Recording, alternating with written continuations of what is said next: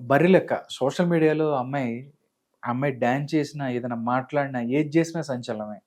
అంతలా ఆ అమ్మాయిని ఫాలో అవుతుంటారు. ఈరోజు ఆ అమ్మాయి ఒక పోస్ట్ పెట్టింది అంటూ చెప్తున్నారు.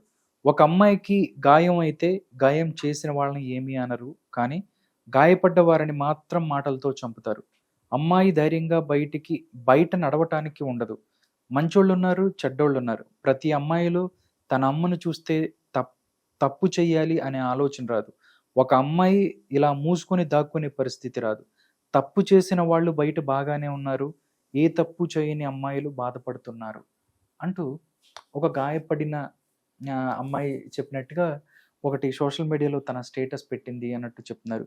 అంటే పెళ్ళైన వారం రోజులకే ఇలా స్టేటస్ పెట్టింది అంటూ అందరూ దీని గురించి చర్చించుకుంటున్నారు. ఏమైంది? ఏమైంది? అని అడుగుతున్నారు. ఏం చెప్తారు మేడం దీని గురించి?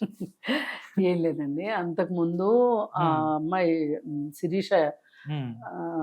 ఎన్నికల్లో పోటీ చేసిన సందర్భంగా కొల్లాపూర్. కొల్లాపూర్‌లో కొల్లాపూర్. కొల్లాపూర్‌లో అభ్యర్థిగా. ఆ! స్వతంత్ర అభ్యర్థిగా పోటీ పోటీ చేసింది. చేసింది. 6,000 ఓట్లు తెచ్చుకుంది. ఆ! మంచి అంటే తనదైన శైలిలో తనకు తోచిన విధంగా హ్మ్. కల్లా కపటం తెలియకుండా, కల్మషం లేకుండా హ్మ్. ఈ రాజకీయ నాయకుల్లాగా వాళ్ళిచ్చిన గ్యారంటీలకి వీళ్ళు ఇంకో 2 కలిపి, వీళ్ళిచ్చిన దానికి ఇంకో 2 కలిపి వాళ్ళు ఇచ్చినట్లుగా కాకుండా హ్మ్. క్లియర్‌గా చాలా సహజంగా ఈరోజు యువతకి ఏం కావాలి, సమాజానికి ఏం కావాలి అని ఒక మేనిఫెస్టో ద్వారా హ్మ్. మేనిఫెస్టో కూడా పెట్టింది. దాని ద్వారా ఒక రకంగా తను మంచిగా ప్రజల్లోకి వెళ్ళింది. అవును. చాలామంది ఆమెకి సానుభూతి పరులుగా చాలా దూరాల నుంచి వచ్చి అవును. ఆమెను కలిసి ఆమెకి మద్దతిచ్చారు. మా నైతిక మద్దతు ఇచ్చారు. అసలు ఆయనైతే మల్లాడి కృష్ణారావు గారైతే హ్మ్. అక్కడ విశాఖపట్నం అవతల ఎమ్మెల్యేగా ఉంటారు ఆయన. హ్మ్. ఆయన వచ్చి డబ్బులు కూడా ఇచ్చెళ్ళారు ఆవిడకి.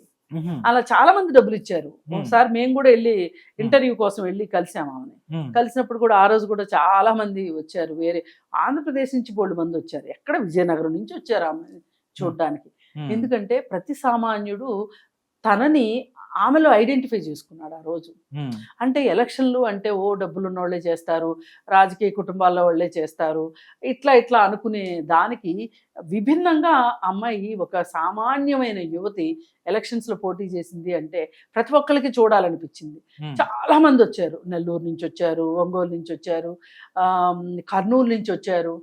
రకరకాల వాళ్ళు వచ్చి ఆమెకు షాల్స్ కప్పటము, పూలదండలు వేయడము, ఎంతో కొంత ఆ వచ్చినోళ్ళు కూడా కృష్ణారావు గారు అంటే ఏదో ఆయన వేరు కానీ మిగతా వాళ్ళంతా చాలా సామాన్యులు వచ్చారు. హ్మ్.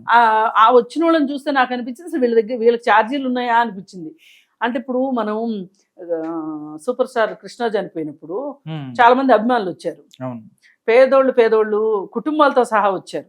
ఆ వచ్చేవాళ్ళు ఇక్కడికి వచ్చి హోటల్లో భోజనం కొనుక్కుని తినే అన్ని డబ్బులు కూడా లేని వాళ్ళు కూడా వచ్చారు. అలాంటి వాళ్ళు వచ్చారు ఆమెను చూడడానికి అక్కడ కూడా. హ్మ్. నేను ఆశ్చర్యపోయాను. సరే ఏదేమైనా ఆమె ఒక సామాన్యులకు ప్రతినిధిగా ఆమె ఎలక్షన్స్లో ఆమె ముద్ర ఆమె వేసుకుంది. అవును. గెలిపోవటం సంగతి పక్కన పెడితే ఆమె ఒక చరిత్ర.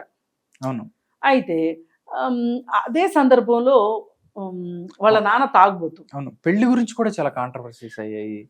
నా కూతురు అవును. అని అదే. ఆయన మాట్లాడింది. హ్మ్. అయితే ఏ అభ్యర్థులు కూడా వాళ్ళకి పెళ్ళిళ్ళయ్యి, ఆ పెళ్ళిళ్ళు పెటాకులైతే ఆ తర్వాత ఇంకో పెళ్లి చేసుకుంటే ఎవరు ఎలక్షన్ అఫిడవిట్లో ఎవరు పెట్టరు. హ్మ్. ఎవరో మైకుల ముందుకొచ్చి చెప్పుకోరు. అది మా వ్యక్తిగతం అనుకుంటారు. అవును. కాకపోతే ఒక భార్య ఉంటే ఒక భార్య ఉంది అని చెప్పాలి. హ్మ్. ఆ భార్యకి ఆస్తులు ఏమన్నా ఇస్తే ఉన్నాయని చెప్పాలి. హ్మ్. డిక్లరేషన్‌లో ఇవన్నీ డిక్లరేషన్‌లో ఆమె పేరు మీద ఎంతుంది, నా పిల్లల పేరు మీద ఎంతుందని అని చెప్పాలి. ఇస్తారు. హ్మ్. అంతేగాని పెళ్ళయ్యి విడాకులైపోయిన వాళ్ళ డిక్లరేషన్స్ ఎవరు అడగరు. హ్మ్. సరే చాలా మంది అది పెద్ద విషయం చేశారు. ఆమెనేం అనలేక హ్మ్. వాళ్ళ నాన్న బాగా డ్రింకరు. ఆయనకి తాపించి తాపిచ్చి ఆయనతో ఒక ఇంటర్వ్యూ చేశాడు ఒకతను. హ్మ్. ఆ ఇంటర్వ్యూ చేసిన ఇంటర్వ్యూని కొంతమంది వేశారు. హ్మ్. అయితే ఆ తర్వాత అతను దొరకలేదు. ఎలక్షన్లు అయిన తర్వాత తాపీగా ఒకసారి ఆ అమ్మాయి హైదరాబాద్ వచ్చిన సందర్భంలో అతను ఎక్కడున్నాడో తెలిసింది. హ్మ్. అప్పుడు వచ్చి ఆ అమ్మాయి అతను పట్టుకుని కొట్టి అప్పుడు చాలా ఆవేశంగా మాట్లాడింది. హ్మ్. అప్పుడు మాట్లాడినప్పుడు కూడా ఇలాంటి మాటలే మాట్లాడింది. హ్మ్. నా తండ్రి తాగుబోతయ్యి మమ్మల్ని చాలా ఇబ్బందులు పెడుతూ ఉంటే అట్లాంటి మా నాన్నకు తాగబోయించి మా నాన్నతోటి నువ్వు విషయాలు చెప్పించుకొని అవి నువ్వు మీడియాలో పెట్టి ప్రచారం పొందుతావా? ఏమి న్యాయం ఇది అని చెప్పి పైగా మీకు అసలు నాలాంటి బాధలు పడే వాళ్ళంటే మీకు అంత చులకన అది ఇది అని చెప్పి మాట్లాడి ఆ రోజు క్లిప్పింగ్ అనమాట. ఇప్పుడు సోషల్ మీడియాలో వచ్చింది క్లిప్పింగ్, అది క్లిప్పింగ్. ఆ రోజు అమ్మాయి బాగా ప్రశ్నించింది అనమాట. అసలు నువ్వెవడురా నా వ్యక్తిగత జీవితం గురించి మాట్లాడడానికి? అసలు నీకేమి హక్కు ఉంది? నీకు కూడా ఒక అమ్మ ఉంటే గనక నీ అమ్మను కూడా ఇలాగే మాట్లాడతావా? నీకు ఒక చెల్లెలు ఉంటే గనక చెల్లెలికి పెళ్ళయ్యి విడాకులు అయ్యి ఉంటే కూడా ఇలా మాట్లాడతావా అని చెప్పి ఆ రోజు బాగా క్వశ్చన్ చేసింది ఆ అమ్మాయి. ఆ వీడియో కూడా చాలా వైరల్ అయింది. చాలా మంది ట్రోల్ చేశారు దాని మీద, అవన్నీ జరిగినాయి. ఆ తరువాత పెళ్లి చేసుకుంది. మమ్మల్ని కూడా పిలిచింది కానీ వెళ్ళడానికి కుదరలేదు, వెళ్ళలేదు. సరే చాలా హ్యాపీగా పెళ్లి చేసుకుంది తను. కాకపోతే ఈమె ఎలక్షన్లో పోటీ చేసిన తర్వాత ఈ పెళ్లికి మధ్యలో ఒక ఊర్లో బూర్గుల అనే ఊర్లో ఆమెకు సన్మానం ఏర్పాటు చేశారు. దానికి మమ్మల్ని కూడా పిలిస్తే వెళ్ళాం. నేను నా ఇంకో జర్నలిస్ట్ ఫ్రెండ్ సజ్జా ఇద్దరం వెళ్ళి అప్పుడు ఆ అమ్మాయికి చెప్పాం క్లియర్గా, చూడమ్మా నీ దగ్గర చాలా మంది దగ్గర లేని వ్యక్తీకరణ ఉంది, భావ వ్యక్తీకరణ ఉంది, అలాగే ఆలోచన విధానం ఉంది, ధైర్యం ఉంది, తెగు ఉంది. ఇలా ఉన్న అమ్మాయిలు సమాజానికి ఏమైనా చేయగలుగుతారు. కానీ నువ్వు కన్స్ట్రక్టివ్గా ముందుకెళ్ళాలి. దీనికి కావాల్సిన గైడెన్స్ కావాలంటే మేము ఇస్తాము. ఎందుకంటే పొలిటికల్ నాలెడ్జ్ చాలా అవసరము. పాలిటిక్స్ లో ముందుకు వెళ్ళదలుచుకుంటే ఏదో ఒకసారి పోటీ చేసి వదిలేస్తే ఏమీ అక్కర్లా. కానీ నువ్వు ఎక్కువ కాలం రాజకీయాల్లో ఉండాలి అని అనుకుంటే గనక నీకు కొంచెం విషయాల పట్ల అవగాహన, విషయ పరిజ్ఞానం కావాలి అని ఇట్లా చెప్పాము. నేను తప్పకుండా మీ గైడెన్స్ తీసుకుంటాను, నేను వస్తూనే ఉంటాను హైదరాబాదు అనింది. సరే రాబోయే రోజుల్లో ఇప్పుడు ఒక ఎమ్మెల్యే కొడుక్కి ఆ అమ్మాయికి ఉన్నంత నాలెడ్జ్ కూడా లేదు, గట్టిగా మాట్లాడు అంత ధైర్యం కూడా లేదు. ఎంతమంది రాజకీయ వారసులు రాజకీయాల్లోకి వచ్చిన తర్వాత, పదవులు వచ్చిన తర్వాత నేర్చుకునే వాళ్ళు బోళ్ళ మంది ఉన్నారు. ఆమె పుట్టిన వాతావరణం ఏంటి, ఆమె పుట్టిన సామాజిక నేపథ్యం ఏంటి, ఆమె కుటుంబ నేపథ్యం ఏంటి, ఆమె ఆర్థిక పరిస్థితి ఏంటి, అవన్నీ చూసుకుంటే గనక అటన్నిటిని మించి ఉంది ఆ అమ్మాయి, మించి పరిణతి ఉంది. అయితే ఇక్కడ ఇంకొకటి కూడా మనం మాట్లాడుకోవాల్సింది ఏంటి అంటే, ఇవాళ ఆ అమ్మాయి మాట్లాడింది అక్షరాల సత్యం. దానిలో పెట్టిన దాంట్లో బాధితురాలినే బాధ్యురాలిని చేస్తుంది ఈ సమాజం, విక్టిమ్నే విక్టిమైజ్ చేస్తుంది. ఇప్పుడు ఒక అత్యాచారం జరిగింది అనుకోండి, నువ్వు ఆ టైంలో అక్కడ ఎందుకున్నావు అని అడుగుతారు, నువ్వు ఎందుకు వెళ్ళావు బయటికి అని అడుగుతారు. మరి ఇంట్లో ఉంటే కూడా అత్యాచారాలు జరుగుతున్నాయి. మరి ఇంట్లోనూ మరి ఇంట్లో ఎందుకున్నావు అని ఎందుకు అడగరు? అడగరేమి, నోరెత్తద్దు, చెప్పరు ఆడవాళ్ళు. జరిగింది అసలు నీకు రోడ్డు మీద అమ్మాయి కనిపించినా, ఇంట్లో అమ్మాయి కనిపించినా, ఆఫీస్లో అమ్మాయి కనిపించినా, ఒంటరిగా కనిపించినా, ఎక్కడ కనిపించినా ఒక అమ్మాయిని నువ్వు చూసే దృష్టి వక్రంగా ఉండకూడదు అని తల్లిదండ్రులే పిల్లలకి నేర్పించాలి. ఆ తర్వాత సమాజం నేర్పించాలి, ఆ తర్వాత చదువులు నేర్పించాలి, సినిమాలు నేర్పించాలి. ఇలా రకరకాలుగా మనుషులు నేర్చుకుంటారు, పుట్టుకతోనే ఎవ్వరూ నేర్చుకోరు.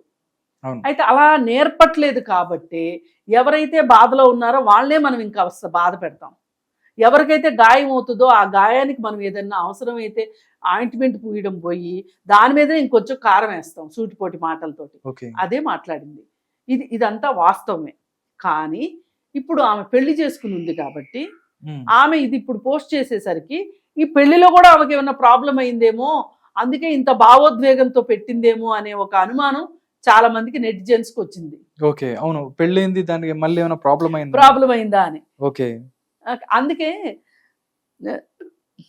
ఇలాంటి పెట్టొద్దని అనలేము. అవును, అంటే ఏదైనా ఉంటే దాని గురించి పెట్టొచ్చులే కానీ, బట్ అంటే ఒకటండి, ఇప్పుడు ఈ సోషల్ మీడియా వచ్చాక ఏమవుతుందంటే భావోద్వేగాల్ని పంచుకోవడానికి వ్యక్తుల కంటే కూడా మనం సోషల్ మీడియాకి ఎక్కువ ప్రాధాన్యత ఇస్తున్నాం. అవును, అది చాలా కరెక్ట్ కాదనిపిస్తుంది నాకు. ఇలాంటి వాటిని మళ్ళీ క్యాష్ చేసుకునే వాళ్ళు బయలుదేరతారు కదా. అవును, మళ్ళీ మొదలెడతారు. మళ్ళీ మనం ఆ ఆస్కారం ఎందుకు ఇవ్వాలి? ఇప్పుడు నీకు నిజంగా సమస్య ఉంటే నీ సమస్య నువ్వు పరిష్కారం వైపా లేదా బాధను పంచుకునే వైపా, లేదు అనుకుంటే ఇది సామాజిక అంశంగా చేయాలా అనే దాని మీద నీ క్లారిటీ ఉండాలి. క్లారిటీ ఉన్నప్పుడు నువ్వు నీ బాధను పంచుకోవడం కోసము అంటే మటుకు సోషల్ మీడియాకి రావాల్సిన అవసరం లేదు. ఓకే. నువ్వు నీ స్నేహితులో, నీ తల్లిదండ్రులో, లేకపోతే నీ ఫ్రెండ్సో, నీ సిబ్లింగ్సో, అంటే అక్క తమ్ముళ్ళు, అన్న చెల్లెళ్ళు, ఇట్లాంటి వాళ్ళు ఎవరైనా ఉంటే వాళ్ళతోటి మాట్లాడుకుంటే మంచిది. అంతేగాని నువ్వు సోషల్ మీడియాలో పెట్టినంత మాత్రాన ముక్కు మొహం తెలియని వాడు ఎవరైనా సరే ఫాలో అయ్యే ప్రతివాడు నీకు నేనున్నాను అని వచ్చేసాడు అనుకోండి, చాలా కష్టం అవుతుంది. ఈ నేనున్నాను అనే దాని వెనకమాల ఖచ్చితంగా స్వార్థమే ఉంటుంది. ఓకే. అందుకోసం ఏంటంటే మనము రెండో వాళ్ళ స్వార్థానికి మనం తావివ్వకుండా ఉండాలి అంటే అనవసరమైన వ్యక్తులతోటి మనం భావోద్వేగాలు పంచుకోకూడదు.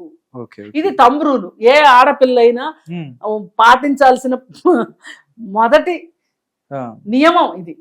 నియమమే కాదు, ఇది రూల్ అంటే రూల్ అంతే.